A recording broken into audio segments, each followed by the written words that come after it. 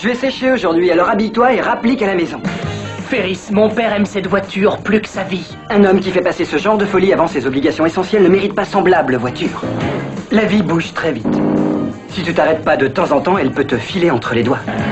Je tenais absolument à vous parler de ce film.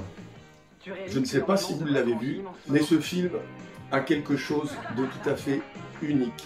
La folle journée de Ferris Bueller, qui est sorti en 1986, film de John Hughes.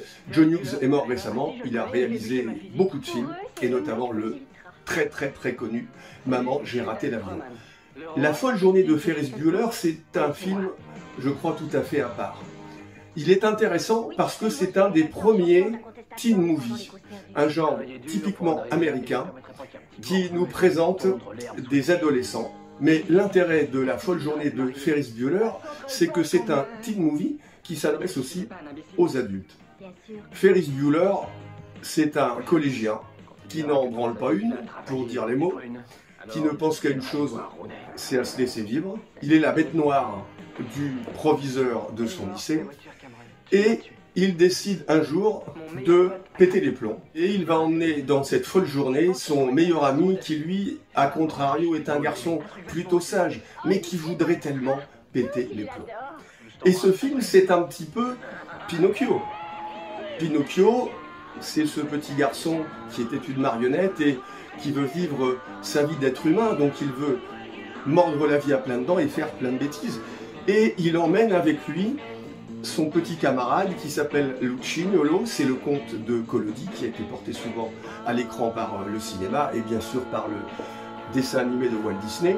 Et donc Pinocchio et Lucignolo vont faire plein de bêtises, mais ça se termine mal puisqu'ils vont être transformés en ânes. Eh bien, la folle journée de Ferris Bueller emprunte un peu au conte de Collodi. Et c'est un film qui a un charme extraordinaire. Et ce charme est notamment dû par l'interprète de Ferris Bueller, qui est Matthew Broderick, qui n'a pas fait une grande carrière, mais qui a quand même fait ce film, qui quand même aujourd'hui est un objet de la pop culture très important. Et il a aussi, mais j'y reviendrai dans une autre vidéo, tourné dans ce magnifique film qui s'appelle Torch Song Trilogy. Si vous n'avez pas vu ce film, regardez-le. Il est plein d'impertinence, de liberté, de fantaisie. Il y a cette scène sublime à la fin dans les rues de Chicago où il y a un défilé, une parade, et Ferris Bueller monte sur l'un des chars et chante à tue-tête le tube des Beatles, Twist and Shout.